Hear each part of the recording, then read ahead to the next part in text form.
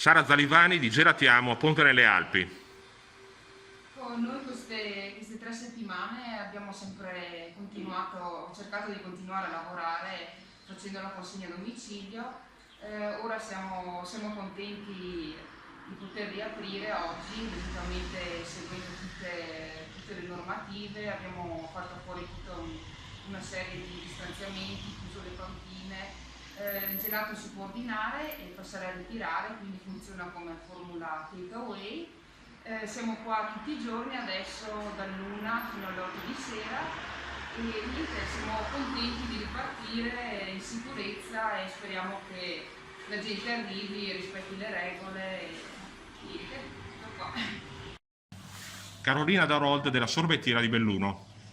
Buongiorno, noi abbiamo sempre fatto le consegne a domicilio in tutto il periodo della chiusura, però fortunatamente da ieri c'è la possibilità appunto di garantire ai clienti il servizio da sport, quindi ritirare il gelato direttamente qui in gelateria.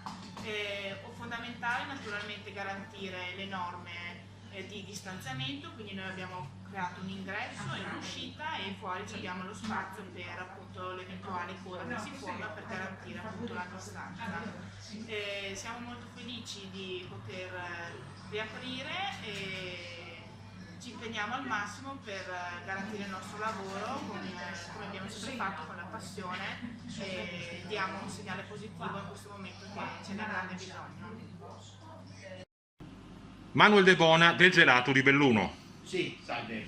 E niente, dopo 2 o 3 settimane di consegna a domicilio, finalmente ci hanno permesso di riaprire la nostra gelateria e di entrare uno alla volta per prendersi del gelato. Ovviamente le consegne a domicilio continueranno sempre, ma in più appunto c'è finalmente questa possibilità che le persone possono entrare in gelateria e prendersi il gelato.